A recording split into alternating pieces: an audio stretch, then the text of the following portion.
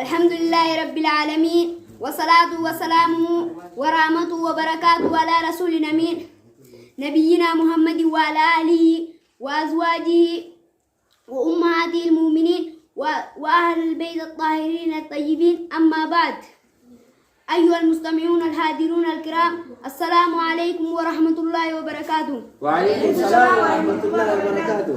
أنا أبي عبد الله جابر بن عبد الله الأنصاري رضي الله عنهما أن رجلا سأل رسول الله صلى الله عليه وسلم: أرأيت إذا صليت صلاة المكتوبة أرأيت من حديث يعني إذا صليت صلاة المكتوبة هجان صلاة شنن صلاة وصمت رمضان هجان صومنه وأهلت الحلال حلال لا لبيغي وحرمت الحرام وكان حرام بيغي ولما أجز ذلك يوني خنر دبلو بعد شيء أوادك أدخل الجنة جنة إنسان أجين. قال: نعم إني سينتاجين كما رب صلى الله عليه وسلم. رواه مسلم. فقد ورد يقال في جرا في صحيح البخاري ومسلم صحيح البخاري مسلم كيستي أن أعرابي تقوم جاء إلى النبي صلى الله عليه وسلم جمع ربي دفيدي يسألوا يسقافتشوف عن إسلام النار يسقافتشوف دفيه فقال جمع ربي نجين 5 صلوات صلاة شنن صلاة دولة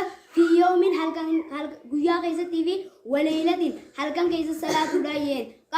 قال دوبا علي غيرها تبران رني يرتين. قال: لا جين إلا أن تطوع سنة يوتادي ملي.